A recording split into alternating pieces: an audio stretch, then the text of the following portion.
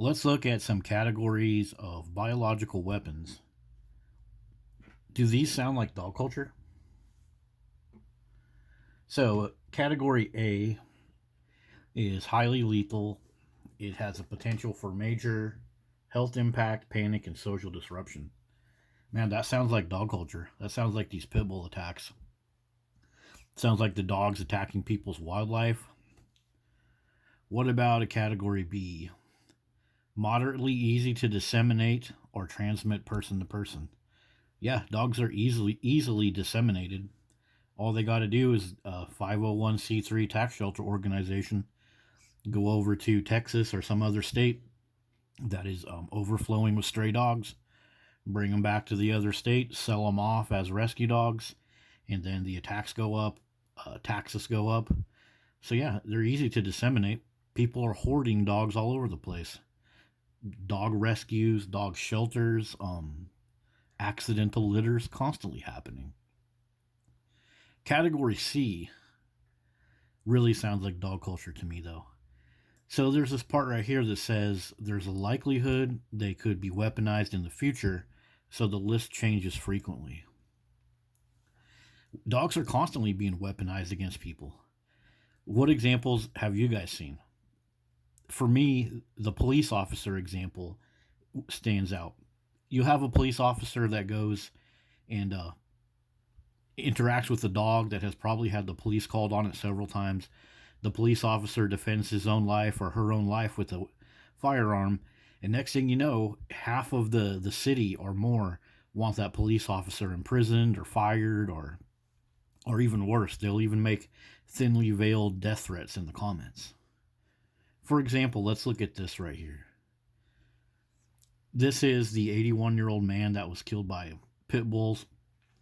And you look at the story, the police were called on these pit bulls time and time again, and little was done about it.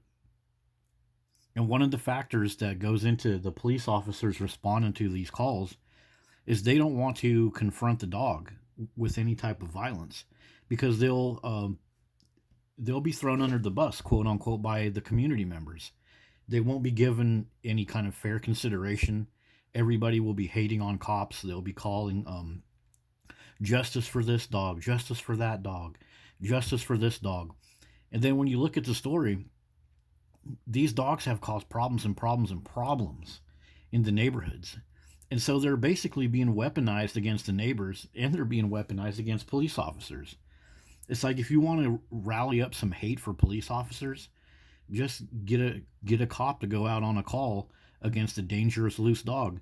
And if that cop wants to defend himself and if that cop is worried about his family and doesn't want his arm ripped off and he does something to save himself, these people will freak out. And this case that I'm showing you right now, you got 3 firefighters here. One is standing up on top of a car. This is an extreme case where a man was killed and his wife was mauled, and so, but that's what it takes for them to finally realize these dogs are dangerous. And a lot of this category C also reminds me a lot of dog culture. Like sometimes includes pathogens that exhibit resistance to countermeasures. Yeah, dogs are highly resistant to countermeasures because our society worships them.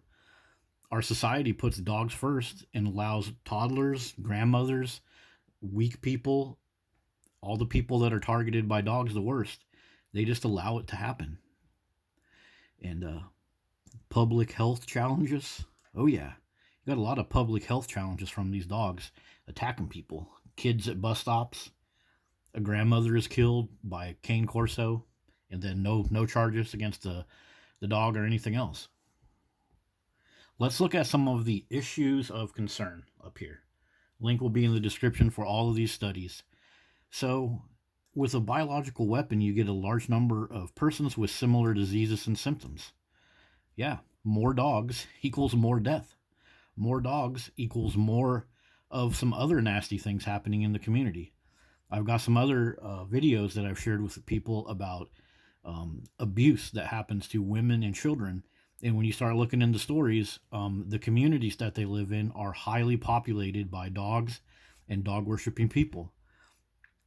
Look at this unusual clustering of illnesses with certain types of persons. Well, dogs attack children more. Unusual age distribution. Again, same thing. Dogs will go after kids, but yet the big strong male that slaps his dog around and is tough with his dog, or anybody that is a little bit taller or bigger than a child, is less likely to be attacked by a dog, especially in the face and neck. How about unusual high morbidity with common diseases? Yes, because the presence of the dog raises your allergies, it messes with your wound healing. And for example, allergies are on the rise. Rhinitis and other allergies are on the rise. And if you start looking around, what else is on the rise? Filling our home with dogs. For example, this is what your home is filled with if you have a dog. This is what goes into your lungs and stomach every time you breathe and eat. This right here is the contents of a vacuum cleaner from a dog owner. All this dust right here, this is an allergen, and this is not supposed to go in your body. But humans are consuming this, probably by the tons daily. So you might think, oh, that's not a big deal. Once you're exposed to dog hair and dog dander, that you'll be fine. I don't think so, and I'll show you another study in a minute. But can you imagine opening your vacuum cleaner and getting a spoonful of this and just chucking it in your face and breathing it? Or putting a spoonful of it in your breakfast burrito or something? You would be coughing and hacking, probably having diarrhea. You probably get some parasites in your belly. But that's what we're doing. We're consuming this nasty stuff. Allergic problems with kids is on the rise. Skin allergies, food allergies, rhinitis, eczema, and there's all kinds of theories about why this is. But one thing that we know for sure is these people are being exposed more and more and more to all of the nastiness that comes off the bodies of dogs. Dogs used to live outside. Now they live in our beds all day, and then we come home. We come home and we breathe all this stuff up, and we roll around in this stuff, and it's bad for us, and we actually already know. So let me go over to this. So if you go and have surgery, I'll throw some of these studies in the description. Your surgery team, your doctor and nurses, they'll tell you, wash your linens before you the night before. They'll have you use a special soap on your body. And they might ask you if you have pets sleeping in your bed and you're supposed to wash your stuff, sleep without your pet. Because the dander in the dog and all of it that's in your blankets, it messes with your wound healing and it causes immune responses that mess with your wound healing. So here's a PubMed article about wound healing. I just did a keyword search to look up some important things. One of the things is debris in the wound area. So if you have stitches on your body and then you crawl into bed and you cram that wound full of all this stuff, that's going to be a huge problem. Wound healing will be very slowed down. So I keyword searched it now for immune. So your immune system and stress is a huge part of wound healing. Wound healing issues are a huge cost to our medical system, and your immune system is a big part of it. Now remember, this is what you're throwing at your immune system. You're telling your immune system to create antibodies for all this nasty stuff. So whatever you have going on in your body already, it's going to make it worse. So remember, one of the problems with the biological warfare is whatever disease you already have, it's going to make it worse. High morbidity, high mortality. And you're going to get a large number of ill persons with similar diseases or geographic or age clustering of these diseases. One of the age clusters for poor wound healing is older people. And more older people, like 65 and above, they have dogs that live in their house. They got the little lap dogs that they hoard in their small houses. Another thing that affects your wound healing, your sex hormones. Now, your sex hormones are also affected by dogs because remember, Kinder Shima, These dogs, the pugs, the pit bulls, the all the bully breeds with the short fat legs, the flat faces, they're purposely inbred to make you think that you're their mother. It's called Kindershima. It's well studied and well documented. But when you have something in your life that constantly looks like a baby beyond your 9 months pregnancy, and normally your human child will get to be 8 and 10 years old and start to become an adult and start to lose all those baby features. But and your sex hormones are going to balance out.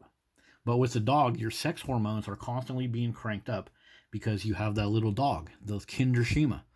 So sex hormones that are forced on you by dog ownership are a big part of wound healing. I can keyword search this article probably for 3 hours and come up with a lot more examples. But that's why they tell you don't have a dog in your bed before going to surgery or afterwards. And also, they tell you to puppy proof your house because the dog is a trip hazard.